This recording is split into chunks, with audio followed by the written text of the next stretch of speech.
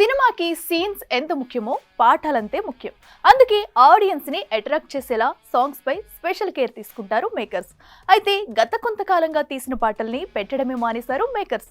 దీంతో ఇలా కోట్ల కుమ్మరించి పాటల్ని తీయడం ఎందుకు, తీరా సినిమాలో పెట్టుకుపోవడం ఎందుకంటూ చెవులు గొనుక్కుంటున్నారట మూవీ లవర్స్.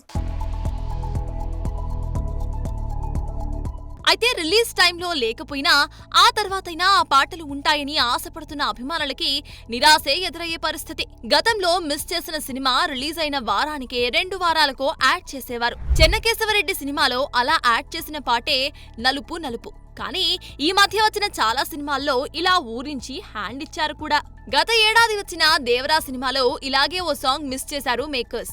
ఎన్టీఆర్ జాన్వీపై తెరకెక్కించిన మా సాంగ్ దావుదీ రిలీజ్ కి ముందు హల్చల్ చేసింది.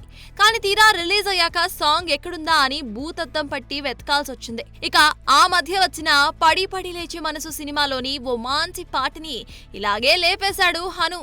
ఇక బోల్తా పడ్డ ఇండియన్ 2 సినిమాలో నీ పాదధూళి అంటూ మెలోడీ యాక్షన్ సాంగ్ ని నిర్దాక్షిణ్యంగా కట్ చేసేశాడు శంకర్. ఇక పొంగల్ బరిలో దిగిన సినిమా గేమ్ చేంజర్ సినిమాలో అంతో ఇంతో బాగుంది అనుకున్న నానా హైరానా సాంగ్ ని కూడా ఇలాగే అడ్డంగా లేపేశాడు.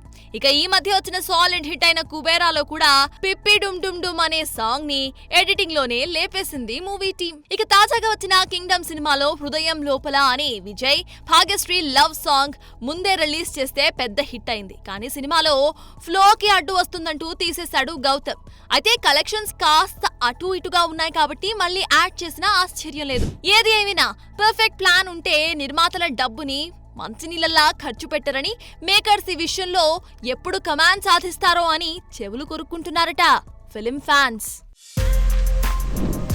For more videos like this, subscribe Big TV channel.